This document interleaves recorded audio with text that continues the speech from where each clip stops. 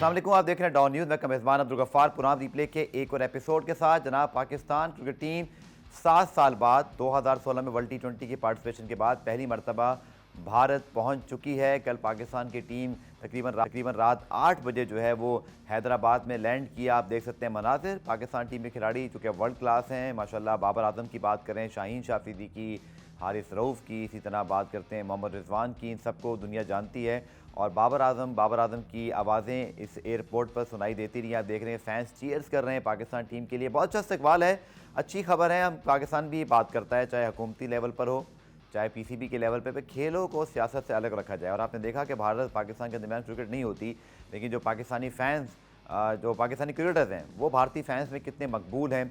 और बड़ा नेचुरल किस्म का रिएक्शन था, लोग खड़े हो गए। और कुछ लोगों से हमारी सोशल मीडिया पे जब हमने उनके कमेंट्स पढ़े, कुछ लोगों से मेरी डायरेक्ट भी बात हुई, तो एयरपोर्ट पे वो मौजूद रहे अपने मतलब कामों को छोड़ कर के पाकिस्तान टीम की एक झलक देख ली जाए। और फिर पाकिस्तान क्रिकेट बोर्ड ने भी जो मीडिया रिलीज़ के साथ वीडियो जारी की जिसमें पाकिस्तान की टीम भारत पहुंची है, वो बड़ी हार्टनिंग। आप देख सकते हैं खिलाड़ी कितने खुश हैं, रिलैक्स हैं। खिलाड़ियों को ये एक कंफर्ट दिखाई दे रहा है। आप देख सकते हैं कि चाहे इस वक्त जितने खिलाड़ी हैं वो इस वक्त जो फैंस हैं जो उनको रिसीव करने आए थे, आप देख सकते हैं कितनी बड़ी तादाद में भारतीय फैंस जो हैं वहाँ मौजूद हैं। और वहाँ पर जो है आपने देखा कि खिलाड़ी भी उनको हाथ हिला रहे थे। और जब पाकिस्तान टीम पहुँची होटल में, तो वहाँ भी इनका रवायती जो है वो खैर मकदम किया गया। तो शुरुआत बहुत अच्छी है। आप देख सकते हैं कि होटल का जो स्टाफ है वही पाकिस्तान टीम के लिए बैनर्स लेके मौजूद है, तालियां बजा रहे हैं। जनाब, आप देख सकते हैं रवायती जो एक इस्तकबाल है वो किया जा रहा है। और दिल से मुझे लगता है कि ये इस्तकबाल दिखाई दे रहा है, क्योंकि शायद हम ये एक्सपेक्ट कर रहे थे कि जब टीम जाएगी तो कोई बड़ी टेंस सूरत हाल होगी। सिक्योरिटी तो बहुत ज़बरदस्त है, लेकिन साथ साथ जो मेहमान नवाजी है वो भी ज़बरदस्त है। तो ये दाद देना पड़ेगी कि वहाँ जितने लोग मौजूद थे, अच्छी स्पोर्ट्समैन स्पिरिट दिखाई, पाकिस्तान टीम को मुझे लगता है रिलैक्स कर दिया। हमने शाहीन शाह अफरीदी की इंस्टाग्राम पोस्ट देखी, कप्तान बाबर आजम की पोस्ट देखी, दे वर वेरी हैप्पी। उन्होंने कहा कि हमें जो इस्तकबाल मिला है, जो मोहब्बत मिली है। हसन अली को आप देख सकते हैं कितने खुश हैं, हमेशा की तरह वैसे बड़े एनर्जेटिक हैं। और आप देखें तो पाकिस्तान टीम के खिलाड़ियों के पोस्टर उनके हाथ में मौजूद है, जो होटल स्टाफ है। और जब खिलाड़ी जैसे आ रहे हैं उनको जनाब उनको ग्रीट किया जा रहा है रवायती तौर पर। या तो अजरक बनाई जाती है, मुझे नहीं पता इसको वहाँ एग्जैक्टली क्या कहते हैं, लेकिन जो भी है कम से कम मेहमान नवाजी के जो आदाब हैं वो बड़े बखूबी भारत ने निभाए हैं। अब उम्मीद है कि जो पाकिस्तान के मैचेस होंगे उसके अंदर क्राउड का रिएक्शन भी बहुत अच्छा रहेगा, क्योंकि पाकिस्तान के सारे मैचेस सोल्ड आउट हैं। तो साथ साथ ये BCCI और भारतीय गवर्नमेंट के लिए भी पैगाम है कि देखें, लोग चाहते हैं कि खेल हो, लोग ख़ासतौर पर क्रिकेट टीमों को एक दूसरे को पसंद करते हैं, उनकी फॉलोइंग वहाँ पे मौजूद है। और ऐसा नहीं कि भारत की टीम भारत में सिर्फ पाकिस्तान की फॉलोइंग है। पाकिस्तान ने 2025 में चैंपियंस ट्रॉफी होस्ट करनी है, तो भारतीय टीम को भी उसमें आना चाहिए और आना भी है। तो आप देखिएगा कि इससे बढ़कर इस्तकबाल होगा। ये मैं आपको गारंटी दे सकता हूँ कि चाहे कराची होगा, लाहौर होगा, इस्लामाबाद, जहाँ भारतीय टीम अगर लैंड करती है पाकिस्तान के किसी एयरपोर्ट पर, इससे डबल लोग यहाँ पर होंगे, इससे ज़्यादा नारे लग रहे होंगे विराट कोहली के लिए, रोहित शर्मा के लिए, बुमराह के लिए, और उनके भी फैंस फॉलोइंग यहाँ मौजूद है। तो आई होप के जो भारतीय गवर्नमेंट है, BCCI ऑफिशियल, चूँकि पाकिस्तान में उनके सदर और उनके जो नायब सदर हैं वो पाकिस्तान आए थे, उनको गवर्नर हाउस में बिशाइया भी दिया गया, उनकी बड़ी मेहमान नवाजी की गई। तो आई एम वेरी होपफुल कि वो ये चीज़ लेकर गए होंगे अपने साथ कि हमारी टीम को भी अब इसी तरह यहाँ पाकिस्तान आना चाहिए, क्योंकि पाकिस्तान ने अपना फ़र्ज़ पूरा कर दिया है। हालांकि एशिया कप के मैचेस खेलने भारत की टीम पाकिस्तान नहीं आई, लेकिन पाकिस्तान ने स्पोर्ट्समैन स्पिरिट को बरकरार रखा, ICC वर्ल्ड कप को कामयाब बनाया और पाकिस्तान की टीम वहाँ मौजूद है। पाकिस्तान टीम ने प्रैक्टिस भी की, इसके हवाले से बात करेंगे। और ये जो इस्तकबाल हुआ, मिर्ज़ा इकबाल बेग साहब कुछ देर में हमें प्रोग्राम में ज्वाइन करेंगे, उनके साथ तफसीली बात करेंगे, लेकिन पहले आपको दिखाते हैं रिप्ले हेडलाइंस। तो जनाब, भारत का हैदराबाद का जो एयरपोर्ट है वो बाबर की आवाज़ों से गूंज उठा, रिजवान के लिए, शाहीन के लिए। और नसीम शाह की कमी बहुत महसूस हुई। मैं देख रहा था एक भारतीय यूट्यूबर वहाँ मौजूद थे और जो फैन से बात कर रहे थे, सब ने कहा कि नसीम शाह अगर आते तो और मज़ा आता। और वाकई ऐसी बात है कि उनकी कमी बहुत महसूस होगी पाकिस्तान को भी, फैंस को भी। लेकिन इसके बावजूद पाकिस्तान टीम की बड़ी अच्छी जो है वो वहाँ पर खैर मकदम किया गया। पाकिस्तान टीम ने आज प्रैक्टिस भी की, उसके हवाले से रिपोर्ट तो आपको दिखाएंगे। लेकिन भारत में कल पाकिस्तान टीम जब पहुंची, क्या मनाजिर थे, जैसा इस्तकबाल हुआ, आपको रिपोर्ट दिखाते हैं। Very heartening sort of video, और देखकर मज़ा आ रहा है, क्योंकि खेल मुल्क को करीब लाता है। और माजी में भी ऐसे हुआ, पाकिस्तान और भारत की टीमें जब एक दूसरे के खिलाफ खेलती हैं तो फिर दुनिया की कोई और जो टीमें हैं उनका मुकाबला या उनकी जो राइवलरी है वो पीछे रह जाती है। पुराने में ब्रेक शामिल करते हैं, ब्रेक से जब वापस आएंगे तो मिर्ज़ा इकबाल बेग साहब से इस हवाले से बात करेंगे शॉर्ट कमर्शियल ब्रेक के बाद। पुराना रिप्ले में खुशामदीद। आईसीसी वर्ल्ड कप 2023 जिसके ऊपर सबकी नजरें हैं। पाकिस्तान टीम भी भारत पहुंच चुकी है। पहला ऑप्शनल ट्रेनिंग सेशन भी हुआ जिसमें पाकिस्तान के तमाम टॉप खिलाड़ी मौजूद थे। कल बड़ा शानदार इस्तकबाल भी हुआ। मिर्जा इकबाल भी साहब हमारे साथ मौजूद हैं जिन्होंने भारत में भी जाके काफ़ी क्रिकेट कवरेज की हुई है। इकबाल भी good to see Pakistan landing. उसके बाद हमने देखा कि वहाँ पे जो इस्तकबाल हुआ, पाकिस्तानी फैंस तो वहाँ नहीं है लेकिन भारतीय फैंस भी बड़े एक्साइटेड थे। पाकिस्तानी प्लेयर्स जैसे शाहीन हैं, बाबर हैं, रिजवान है, दुनिया इनको पसंद करती है, बड़ी फ़ैन फॉलोइंग है। तो अच्छे विजुअल्स आए हैं वहाँ से। बिल्कुल, बहुत अच्छा मैसेज आया अब्दुल गफ्फार। और आप देखें कि पाकिस्तान के अलावा श्रीलंका की भी टीम आई, न्यूजीलैंड की भी टीम आई, उनको उस तरह का वार्म रिसेप्शन नहीं मिला जिस तरह पाकिस्तानी क्रिकेट टीम को वार्म रिसेप्शन मिला। कल मुझे एक हैदराबाद दक्कन के सहाफ़ी हैं रोहित को बता रहे थे कि जब राजीव गांधी इंटरनेशनल एयरपोर्ट से होटल के लिए रवाना हो रही थी पाकिस्तानी क्रिकेट टीम, तो सड़क के दोनों जानिब लोग जमा हो गए। और उन्होंने बताया कि एक गाड़ी में एक फैमिली जा रही थी शादी में शिरकत के लिए। तो उन्होंने पूछा कि लोग क्यों जमा है, तो किसने बताया कि पाकिस्तानी क्रिकेट टीम आ रही है। तो वो शादी वादी छोड़कर पाकिस्तानी खिलाड़ियों की एक झलक देखने के लिए खड़े हो गए। तो आप अंदाजा लगाएं एक्साइटमेंट का ये हाल है। और मैं समझ रहा हूँ हैदराबाद में हमेशा से अच्छा रिसेप्शन मिलता है। हसन अली का ससुराल है हैदराबाद में, शोएब मलिक का भी ससुराल है, लेकिन इसके बावजूद हैदराबाद के लोग क्रिकेट से मोहब्बत करते हैं। और अजहरुद्दीन जैसा बड़ा खिलाड़ी वो हैदराबाद से आया है, तो उनकी जो सनराइजर्स हैदराबाद की टीम है वो उसने आईपीएल में अच्छा परफॉर्म किया। स्टेडियम खचाखच भरा होता था जब भी मैचेस होते थे राजीव गांधी इंटरनेशनल स्टेडियम हैदराबाद का। तो मैं समझता हूँ ये इस्तकबाल एक अच्छी अलामत है पाकिस्तानी क्रिकेट टीम के लिए आइंदा आने वाले मैचों के लिए, क्योंकि 10 दिन तक, मतलब 10 अक्टूबर तक पाकिस्तान का पड़ाव यही है हैदराबाद में। और आपने वीडियो देखी होगी जब होटल पहुंचे पाकिस्तानी खिलाड़ी तो उनका इस्तकबाल किया गया। दिलचस्प बात यह कि पाकिस्तानी खिलाड़ियों के माथे पर तिलक नहीं लगाई गई, बल्कि उनको जो शॉल होती है वो पहनाई गई, जो मैं देख रहा था वीडियो में।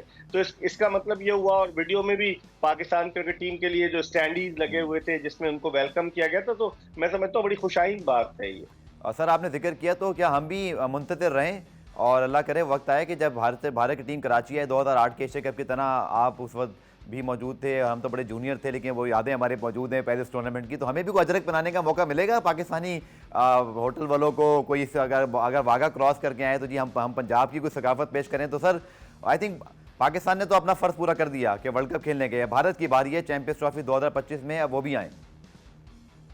बिल्कुल, भारत को आना चाहिए। ये रेसिप्रोकल बेसिस पे होता है कि आप अगर पाकिस्तान के, तो वैसे ही पाकिस्तानियों के दिल भारतीयों के लिए दिल के दरवाजे वाह कर देते हैं। आपको याद होगा 2008 में जब एशिया कप खेलने के लिए भारतीय टीम आई थी, उससे पहले 2004 में सौरव गंगोली की कप्तानी में भारतीय क्रिकेट टीम पाकिस्तान आई थी।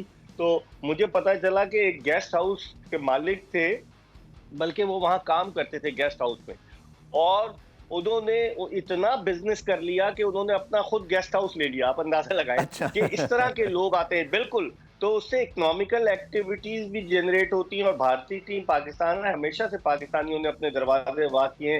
कराची में समंदर के किनारे गए थे सुरेश रायना वगैरह। मैं समझता हूँ एक अच्छी बात है। लेकिन अब्दुल गफ्फार, हमें इस बात को नहीं भूलना चाहिए कि अहमदाबाद में पाकिस्तान का मैच है जहाँ इंतहा पसंद लोग रहते हैं। और वहां पर पहले भी माजी में जिस तरीके से अहमदाबाद गुजरात में फसादात हुए, तो वहां पर हमें जरा डिफरेंट एटमॉस्फेयर, डिफरेंट रिस्पांस मिलेगा। और इसी तरीके से कोलकाता में भी हमें जरा डिफरेंट रिस्पांस मिलेगा। लेकिन जहां दिल्ली में हमें अच्छा रिस्पांस मिलेगा, चेन्नई में हमें बेहतर रिस्पांस मिलेगा, बेंगलोर में अच्छा रिस्पांस मिलेगा। तो अब देखते हैं कि ये आगाज हो गया है, इसका इख्तिताम कैसे होता है। सर आपने कुछ एक दो अच्छे किस्से सुनाए, मैं चाहूँगा ज़रूर आप पुराने एक दो किस्से और सुनाए तो ज़रा इसमें मज़ा भी आता है। मैं एक किस्सा ज़रूर सुनाता हूँ कि 2016 में सर चंडीगढ़ मोहाली में जब मैचेस थे इकबाल भाई, तो बड़ी आसानी हुई पाकिस्तान मीडिया को, क्योंकि कराची में हमारे रहने वाले जैसे हम थे, 2-3 और हमारे दोस्त, हमने जी यहाँ से ट्रेन पकड़ी, लाहौर गए, लाहौर से वाघा बॉर्डर क्रॉस किया, 3 घंटे में आप चंडीगढ़ मोहाली के स्टेडियम। तो थोड़ा सा मुझे लगता है ये फैक्टर याद रखना चाहिए था शेड्यूल बनाते हुए कि पंजाब पाकिस्तान का और भारत का बॉर्डर मिलते जुलते हैं,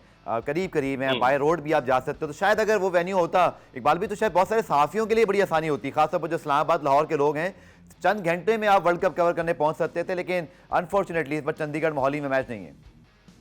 बिल्कुल आपने सही कहा। मैं आपको बताऊं ना कि चंडीगढ़ का जो नक्शा है उसी आर्किटेक्ट ने डिजाइन किया है, फ्रांसीसी आर्किटेक्ट ने, जिसने इस्लामाबाद का नक्शा डिजाइन वाह। किया था। आप चंडीगढ़ चले जाएं, चंडीगढ़ में सेक्टर्स है, जिस तरह इस्लामाबाद में एफ सेक्टर है, जी सेक्टर है, चंडीगढ़ में नंबर्स के हिसाब से इकबाल भाई कतई सेक्टर है। और कलामी, आपने यकीन करें मेरे साथ जावेद इकबाल भी, आप उनको जानते हैं, सीनियर स्पोर्ट जर्नलिस्ट हैं। मैंने उस वक्त 2016 में ये बात की थी और आज आपको आपकी याददाश्त और आपकी जो मालूमात हैं क्या कहने उसके, और मेरे सर ये अल्फाज थे कि मुझे चंडीगढ़ देख के इस्लामाबाद की याद आ रही है, और आज मुझे पता चला वो क्यों था। मैं भी था, मैं उसमें एक आपको इंटरेस्टिंग वाकया बताता चलूं, मुख्तसर सा, कि चंडीगढ़ हम मोहाली गए कमेंट्री करने के लिए रेडियो पाकिस्तान से। ये 2006 की सीरीज थी, तो हमें कमेंट्री बॉक्स नहीं मिला, उन्होंने ऑलरेडी एलोकेट कर दिया था बीबीसी को। तो उन्होंने हमें वीवीआईपी जो स्टैंड है, जो बिल्कुल पिच के पीछे था, जहां बड़े सोफे लगे हुए थे, वहां उन्होंने हमें सबसे आगे बिठाकर कमेंट्री करवाई। तो मैं कमेंट्री उर्दू में कर रहा था, एक साहब पीछे खड़े हुए सुन रहे थे। जैसे ही मैंने अपना स्पेल खत्म किया तो वो आए, उन्होंने कहा मेरा नाम केपी सिंगला है और मैं यहाँ मोहाली में रहता हूँ और मैं चाहता हूँ कि आप हमारे मेहमान बने। मैंने कहा हम तो होटल में ठहरे हैं। कहने लगे आप एक काम करें, मेरे साथ तारिक रास्ते के, आप सिर्फ जाके मेरी जगह देख लें और फिर आप जो डिसाइड करें। तारिक रास्ते का चलो, हमने देखा। उन्होंने कहा मेरे घर नहीं है ये, मेरा एक तरह से गेस्ट हाउस है, सारे मेहमान ठहरते हैं। तो हम लोग वहां गए, हम उनके पास ठहरे, तो उन्होंने अपने कुक को बुलाया और उन्होंने कहा कि इनको जो है ना हलाल मुर्गी लाके इनके लिए पकाना। तो आप देखिए मेहमान नवाजी। और जब हम वापस आने लगे तो हमें दिल्ली आना था, तो शताब्दी एक्सप्रेस है जो चंडीगढ़ से की बड़ी मशहूर ट्रेन है, नाश्ता भी मिलता है, अखबार भी मिलता है, शायद आपने सफर किया हो। तो उन्होंने, चूंकि वो रात को देर से सोते, तो उन्होंने अपने भतीजे को भेजा कि हमें स्टेशन तक छोड़कर आए, और उसने हमें दोनों को इतनी कीमती घड़ियां दी तोहफे के तौर पर। हमने कुछ नहीं दिया, लेकिन आप इससे मोहब्बत का अंदाजा लगा लें। इसलिए मैं केपी सिंगला को कभी नहीं भूल सकता। बिल्कुल आपने ठीक कहा। और मैं सिर्फ आखिरी चीज बता दूं, जो कि चंडीगढ़ मॉल मैचेस नहीं है, जिन लोगों ने वाघा बॉर्डर क्रॉस करके आप जाते हैं तो एक रास्ते में एक बल्ले बल्ले रेस्टोरेंट भी आता है। हमारे कोई सरदार साहब हैं, जिनका नाम याद नहीं आ रहा, हमारे दोस्त जावेद इकबाल साहब भी हमें ले गए थे। क्या कमाल के उन्होंने हमें जो साग रोटी खिलाई थी, जो हमें आज तक नहीं भूलती। तो ये है इकबाल भी, यही मैसेज छुपा है कि भारत कि गवर्नमेंट, भारत का क्रिकेट बोर्ड इस सारे मामले को, हमारी गुफ्तगू या ये जो मनाजिर हैं, इससे सबक ये ले कि ये दरवाजे बंद नहीं होने चाहिए। 7 साल बाद पाकिस्तान टीम गई है, भारत की टीम तवील अरसे से पाकिस्तान नहीं आई, तो ये खेलों को सियासत से अलग रखें। बिल्कुल, 15 साल से भारतीय क्रिकेट टीम पाकिस्तान नहीं आई, 2008 में आई थी, तो खेलों को सियासत से अलग रखना चाहिए। और चंडीगढ़ का जो ग्राउंड है, अब्दुल गफ्फार, आप गए हो तो आपने देखा वहाँ लाइट टावर कई लगे हुए हैं और छोटे छोटे, ज्यादा हाइट नहीं है। तो मैंने किसी से पूछा कि क्या वजह है, हाइट क्यों नहीं? उन्होंने कहा यहाँ एयर बेस है, तो जहाज चूंकि उड़ते हैं एयरफोर्स के, भारतीय एयरफोर्स के, इसलिए हाइट नहीं है। बड़ी इंटरेस्टिंग चीजें थी, मैं आपको क्या बताऊं। मैंने तो कई भारत के दौरे किए। आखिरी मरतबा 2007 में जब Pakistani cricket team test series खेलने गई थी, तब मैंने दौरा किया था। 2016 में तो आप लोग गए थे। लेकिन वाकई में भारत और पाकिस्तान के लोग, 1.25 अरब की आबादी वाला भारत और तकरीबन 24-25 करोड़ की आबादी वाला पाकिस्तान, ये लोग क्रिकेट देखना चाहते हैं, एक दूसरे से जुड़ना चाहते हैं। लेकिन वहां के सियासतदान रहा पसंदी की वजह से लोगों को एक दूसरे से दूर रखते हैं और फासले पैदा करते हैं। यकीन करें बहुत मजा आया, बहुत सारी क्रिकेट डिस्कशन करते हैं कि जो इंडिया पाकिस्तान डिस्कशन इकबाल भाई ने जो किस्से सुनाए, बहुत ही मजा आया। उम्मीद है कि आपको पसंद आ रही होगी। पुराने में ब्रेक शामिल करते हैं, ब्रेक से जब वापस आएंगे तो क्रिकेट पे जनाब वापस आते हैं। पाकिस्तान टीम ने आज प्रैक्टिस सेशन भी किया, तैयारी शुरू कर दी। अब पाकिस्तान टीम का फोकस क्या होना चाहिए, इकबाल साहब से पूछेंगे शॉर्ट कमर्शियल ब्रेक के बाद। तो जनाब पाकिस्तान टीम कल पहुंची, उसके बाद हैदराबाद बिरयानी भी खाई, उसके बाद खिलाड़ी ताज़ा दम हुए। उसके बाद पाकिस्तान टीम पहुंची जनाब राजीव गांधी स्टेडियम में हैदराबाद के, जहां पाकिस्तान के जो बाबर आजम है, Shaheen Afridi, Hasan Ali, optional training session था, लेकिन काफ़ी खिलाड़ियों ने इसमें जो है वो हिस्सा लिया। न्यूजीलैंड के खिलाफ कल पाकिस्तान की टीम पहला वार्म अप मैच खेलेगी। ना इकबाल भाई, वेरी इंपॉर्टेंट कि वार्म अप मैचेस को अब अच्छा काउंट करें, क्योंकि हमारे पास फ़खर जमान की फॉर्म इशू है, हमारे पास तीसरा fast bowler Hasan Ali come back कर रहा है, हमारे स्पिनर्स की फॉर्म अच्छी नहीं है। So very two important warm up matches coming कि हम श्रीलंका और नीदरलैंड के खिलाफ मैच से पहले आपके ख्याल में क्या फोकस होना चाहिए हमारा इसमें? बिल्कुल आपने सही कहा अब्दुल गफ्फार। पाकिस्तान को जो न्यूजीलैंड और ऑस्ट्रेलिया के खिलाफ मैचेस मिले, इसमें अपने कॉम्बिनेशन को आजमाने का मौका मिलेगा। आया उसामा मीर को पाकिस्तान खिलाता है या नहीं खिलाता, शादाब खान या नवाज खेलते हैं? क्योंकि आपने देखा है कि भारत की विकेटें जो है, जो ऑस्ट्रेलिया भारत की सीरीज हुई, उसमें रन्स के अंबार लग गए। वो बैट्समैनों की जन्नत साबित हो रही है। तो बॉलर्स क्या करते हैं, हसन अली क्या करते हैं, फिर क्या सऊद शकील को ये खिलाते हैं या सैर कराने के लिए ले गए हैं? बहुत सारे फैक्टर्स हैं। मुझे तो लग रहा है हसन अली को जरूर ट्राई करेंगे इन 2 मैचेस में अब्दुल गफ्फार, ये अपने मुख्तलिफ कॉम्बिनेशन ट्राई करेंगे। फखर जमान की फॉर्म का आपने बताया, बिल्कुल फखर जमान की फॉर्म जो है लम्हे फिक्रिया है और उसका फॉर्म में आना बहुत जरूरी है, क्योंकि इमामुल हक रन्स तो स्कोर करते हैं लेकिन बहुत ज्यादा डॉट बॉल्स कंज्यूम करते हैं, जिसकी वजह से नीचे वाले बैट्समैन पर मुश्किल हो जाती है। बाद लोग तो ये भी कहते हैं कि सेल्फिश खेलते हैं, लेकिन मैं नहीं समझता। बहरहाल वो बहुत मोहतात अंदाज से बैटिंग करते हैं। सर अब जब पहुंचे होंगे, खासतौर पर अगर आप बात करते हैं अबरार की, जो वर्ल्ड कप स्क्वाड में शामिल हैं, पाकिस्तान के मेन स्पिनर हैं, और सेंटर कॉन्ट्रैक्ट की जब उन्होंने गलती से अगर किसी ने उनको व्हाट्सएप पे भेज दिया हो कि आपका नाम सेंटर कॉन्ट्रैक्ट में नहीं और इमाद वसीम डायरेक्ट सी में मौजूद हैं, ये सेंटर कॉन्ट्रैक्ट ठीक है, मुझे ये कहा गया जी ये प्रीवियस मैनेजमेंट ने बनाए थे, बट बात तो ये है कि आप इसको अब रिलीज़ कर रहे हो, आप इसको ठीक कर सकते थे। ये कैसे हो सकता है इकबाल साहब के वर्ल्ड कप के रिजर्व में शामिल खिलाड़ी सेंटर कॉन्ट्रैक्ट में सिरे से शामिल ना हो? और इमाद वसीम हम उनकी भी कदर करते हैं, बट मैं सिर्फ असूल की बात कर रहा हूँ, वो तो दूर दूर तक नहीं है, वो सी कैटेगरी में मौजूद हैं, और इफ्तिखार हो जाएं, सलमान अली आगा हो जाएं, वो डी कैटेगरी में मौजूद हैं। बिल्कुल आपने सही कहा। देखिए सेंट्रल कॉन्ट्रैक्ट की कहानी ये है कि काश्यप जब मिले थे वहां पर श्रीलंका में, तो आपने देखा होगा एक प्रेस रिलीज आ गया कि मामला तय पा गए, चेयरमैन ने कन्विंस कर लिया। ऐसा कुछ नहीं हुआ और आखिर तक लटके रहे। लेकिन मसला ये है कि खिलाड़ियों के जो एजेंट हैं, उनमें से बेशतर खिलाड़ियों के एजेंट वही हैं जो इंजमामुल हक, बाबर आजम और मोहम्मद रिजवान के। और एजेंट्स ने खिलाड़ियों को कहा कि जी आप अपना हिस्सा मांगे, ऑस्ट्रेलियन क्रिकेट बोर्ड देता है, जिसकी वजह से खिलाड़ी पंप अप हो गए और पीसीबी के लिए एक मुश्किल सूरत हाल पैदा हुई। मेरे जराए मुझे बताते हैं कि जब सूरत हाल हाथ से निकल गई इंटरनेशनल क्रिकेट डिपार्टमेंट के, तो ज़का अशरफ साहब ने इंजमामुल हक की खिदमत हासिल की और इंजमामुल हक साहब बाबर आजम को लेकर ज़का अशरफ के घर गए लाहौर कैंट से, और वहां एक मीटिंग हुई जिसके बाद कुछ बातें तय हुई, कुछ लोग कुछ दो की पॉलिसी, क्योंकि बाबर इंसिस्ट कर रहे थे कि आप पीएसएल के अलावा एक लीग कैसे हमें देंगे, कम से कम 2 या 3 लीग्स दें।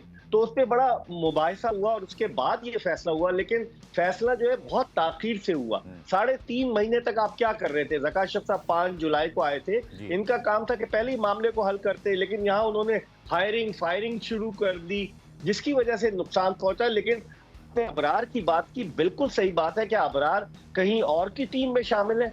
उसने क्या परफॉर्मेंस दी है, क्या सिलेक्टर्स को नजर नहीं आया? उसने इंग्लैंड के खिलाफ क्या परफॉर्मेंस दी टेस्ट सीरीज में, उसने न्यूजीलैंड के खिलाफ, उसने श्रीलंका के खिलाफ, सब कुछ नजर नहीं आया। मैं तो हैरान होता हूं कि पाकिस्तान क्रिकेट बोर्ड की आंखें बंद थी। अगर ये लिस्ट गई भी ज़का अशरफ के पास या इंजमामुल हक के, तो क्या इसमें ऐड नहीं कर सकते थे? इमाद वसीम को तो प्रेशर की वजह से खुश करने के लिए, लोगों के मुंह बंद करने के लिए ऐड किया गया कि इमाद वसीम का प्रेशर बहुत था कि उसको आप क्यों नहीं लेते टीम में, नई गेंद वो कर सकता है। हसन अली को आपने ले लिया, तो मेरे ख्याल में, और सरफराज कप्तान रहा है, आप उसको डी कैटेगरी में डाल दें।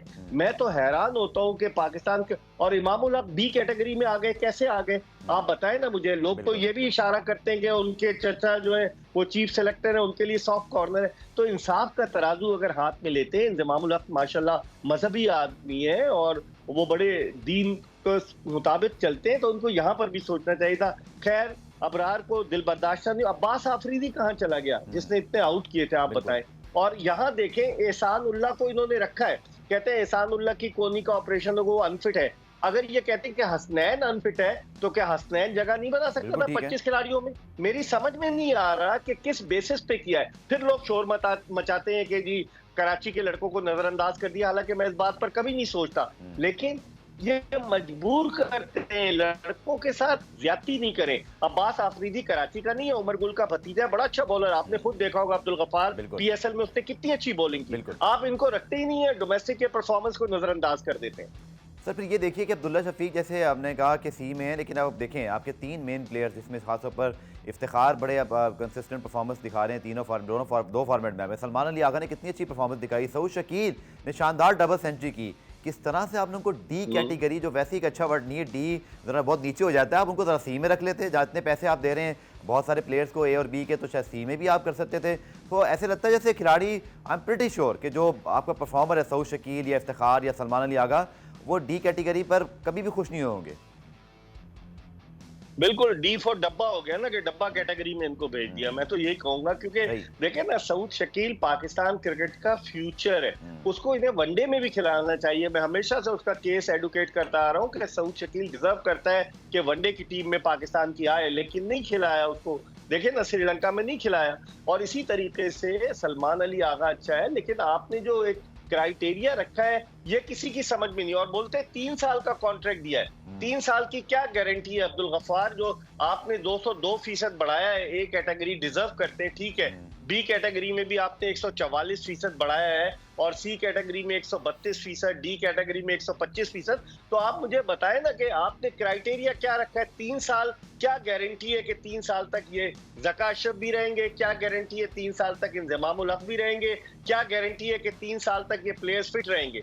तो मेरे ख्याल में इनको 1 साल का कॉन्ट्रैक्ट देना चाहिए था और इसकी वजाहत करनी चाहिए थी कि जो हम सेंट्रल कॉन्ट्रैक्ट दे रहे हैं, वो प्लेयर जो सेंट्रली कॉन्ट्रैक्टेड है वो साल में 1 लीग खेलेंगे, 2 लीग खेलेंगे या 3 लीग खेलेंगे।